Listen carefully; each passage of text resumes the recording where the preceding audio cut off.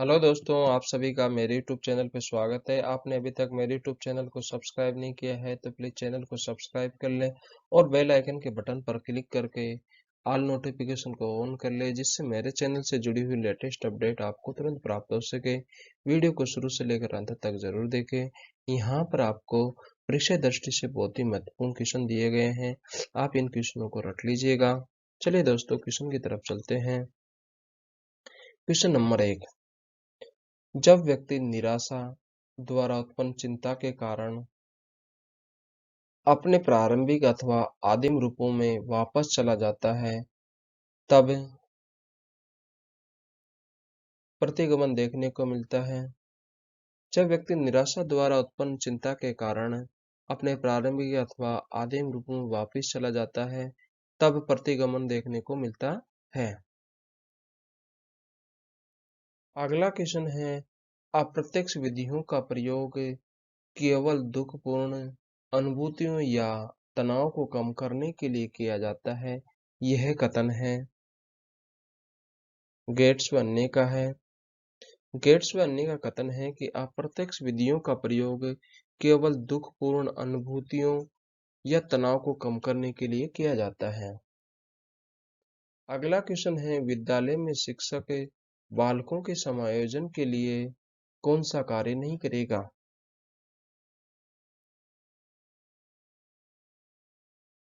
कठोर दंड।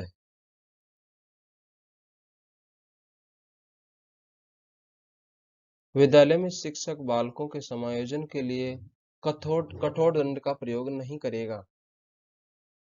अगला क्वेश्चन है, शिक्षक के कुछ समायोजन को प्रकट करने वाला उदाहरण है।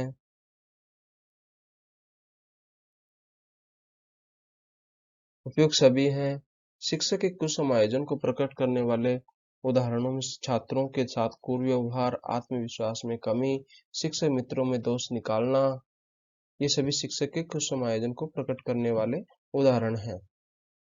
अगला क्वेश्चन है, कुछ समायोजन में दो प्रकार के प्रत्युत्तर निहित रहते हैं।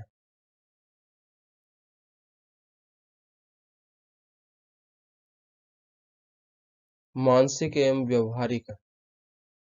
कुछ समायोजन में दो प्रकार के प्रत्युत्तर मानसिक एवं व्यवहारिक समाय निहित होते हैं। अगला क्वेश्चन है, सोदाहरण प्रेरक है। चेतावनीपूर्ण आंतरिक धारणा। चेतावनीपूर्ण आंतरिक धारणा सोदाहरण प्रेरक है। अगला क्वेश्चन है, निम्न में से जो अभिप्रेरणा का सिद्धांत नहीं है वह है? भाषाई सिद्धांत। भाषाई सिद्धांत अभिप्रेरणा का सिद्धांत नहीं है, बाकी सभी सिद्धांत अभिप्रेरणा का सिद्धांत है। मूल प्रवृत्ति सिद्धांत, शारीरिक सिद्धांत, आंतरिक प्रेरणा का सिद्धांत, ये सभी अभिप्रेरणा के सिद्धांत हैं। अगला क्वेश्चन है, निम्न में से बालक के लिए प्रेरक नहीं है वह है? कुसंग नहीं है।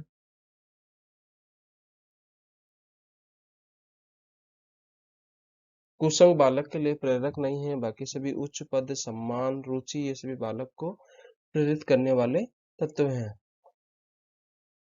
अगला क्वेश्चन है, मूल प्रवृत्ति अभिप्रेरणा सिद्धांत के प्रवर्तक कौन कहलाते हैं?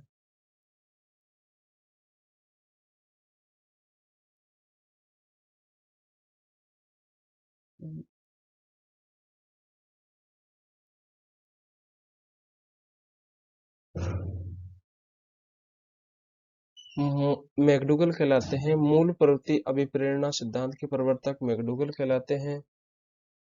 अगला क्वेश्चन है, ऐसा कौन सा अभिप्रेरणा का सिद्धांत है जो कि संकल्प शक्ति पर बल देता है?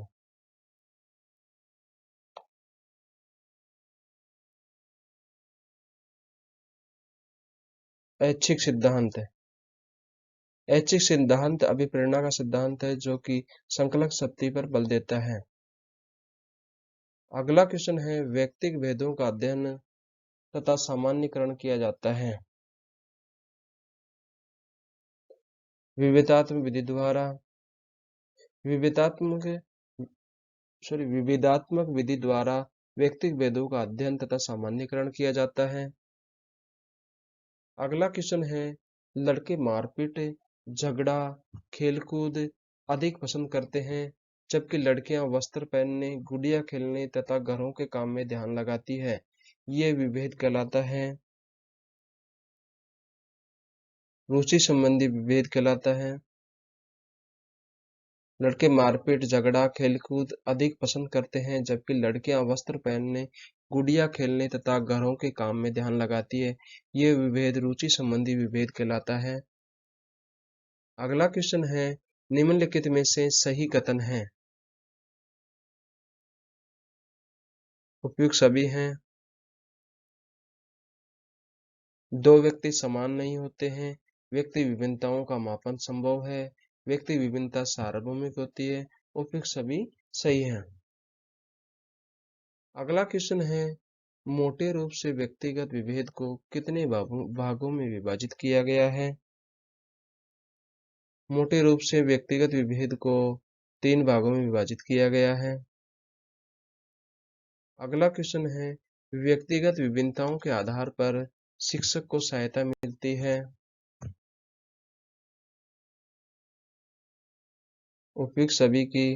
व्यक्तिगत विभिन्नताओं के आधार पर शिक्षक को सहायता मिलती है। शैक्षिक व्यावसायिक निर्देशन में छात्रों के शैक्षिक व व्यावसायिक निर्देशन में, छात्रों के वर्गीकरण में, शिक्षण विधि के चयन में सहायता मिलती है। अगला क्वेश्चन है, एक बालक प्रतिदिन कक्षा से भाग जाता है, वह बालक है? असमायोजित बालक। एक बालक प्रतिदिन कक्षा से भाग जाता है तो उसे असमायोजित बालक कहते हैं। अगला क्वेश्चन है, विद्यालय में बालकों के मानसिक स्वास्थ्य को कौन सा कारक प्रभावित करता है? मित्रता। विद्यालय में बालकों के मानसिक स्वास्थ्य को मित्रता प्रभावित करती है। अगला क्वेश्चन है, उच्च रचनात्मकता वाले विद्यार्थियों में होगी।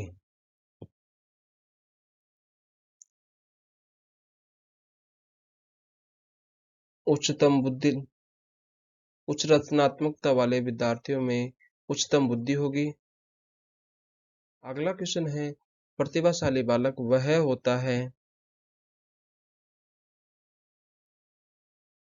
जो अध्ययन में प्रतिभाशाली होता है। प्रतिभाशाली बालक अध्ययन में प्रतिभाशाली होता है। अगला क्वेश्चन है, प्रतिभाशाली बालक की पहचान अधिकतर जिसके द्वारा होती है?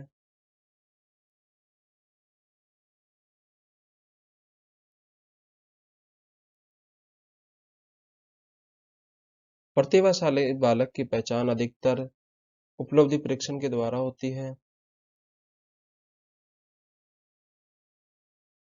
अगला क्वेश्चन है, पिछड़े बालक के चयन की विधि निम्न में से है?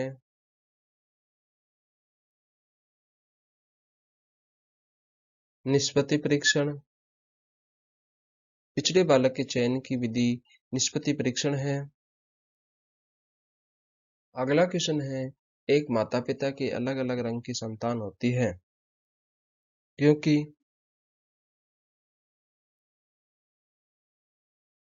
जीव कोश के कारण। एक माता पिता की अलग अलग रंग की संतान जीव कोश के कारण होती है। अगला क्वेश्चन है, किस प्रकार के विद्यार्थियों के लिए तीव्रतर प्रोन्नति की सिफारिश की गई है? औसत औसत प्रकार के विद्यार्थियों के लिए तीव्रतर प्रोन्नति की सिफारिश की गई है। अगला क्वेश्चन है, यदि बालक के ने यौन प्रवृत्ति संबंधित कोई अपराध किया है तो आप क्या करेंगे? उसे नाटक, साहित्य, नृत्य व काव्य की तरफ मोड़ा जा सकता है। यदि किसी बालक ने यौन प्रवृत्ति संबंधित कोई अपराध किया है तो उसे नाटक, साहित्य, नृत्य व काव्य की तरफ मोड़कर उसको इससे अपराध प्रवृत्ति से बाहर निकाला जा सकता है। अगला क्वेश्चन है, नियमित शिक्षक व विशेषज्ञ कम सुनने वालों को किन साधनों से पढ़ाते हैं? सांकेतिक भाषा द्वारा। नियमित शिक्षक व विशेषज्ञ कम सुनने वाले को सांकेतिक भाषा के द्वारा पढ़ाते हैं। अगला क्वेश्चन है, सामान्य बालक की बुद्धि लब्धि आयु की होती है? 90 से 110। बुद्धि लब्धि सामान्य बालक की बुद्धि लब्धि 90 से 110 होती है।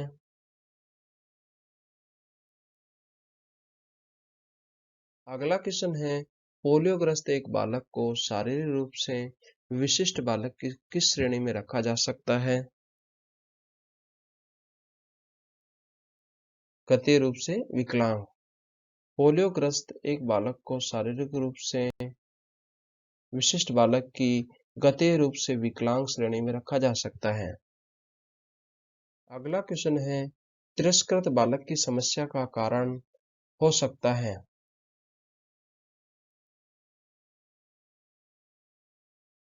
माता पिता की आपसी लड़ाई।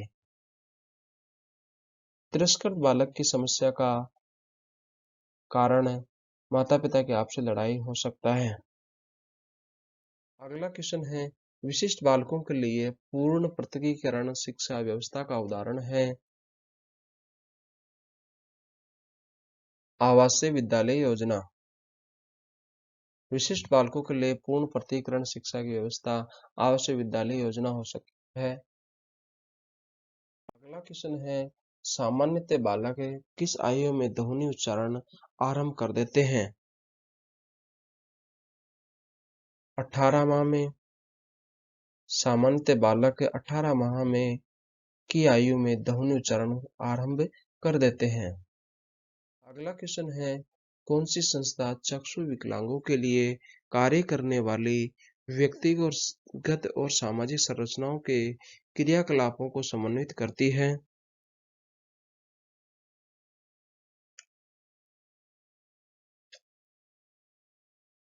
National association for the blind. National association for the blind नामक संस्था चक्षु विकलांगों के लिए कार्य करने वाली व्यक्तिगत और सामाजिक संरचनाओं के क्रियाकलापों को समन्वित करती है। अगला क्वेश्चन है, मिश्रित प्रकार का बुद्धि परीक्षण भारत में पहली बार किसके द्वारा किया गया?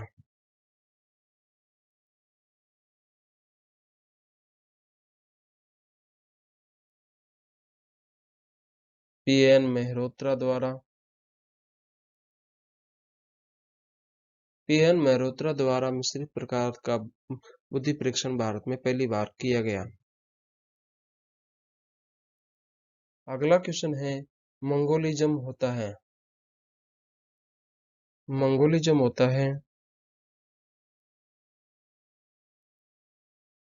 मंदबुद्धि। मंदबुद्धि को मंगोलिज्म कहते हैं।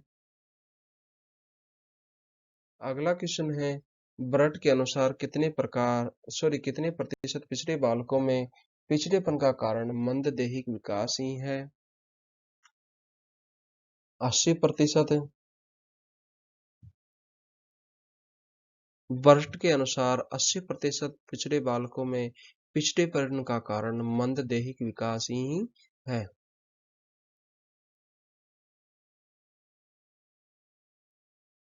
अगला क्वेश्चन है, मानसिक मंदता के लिए बुद्धि लब्धि की सीमा है?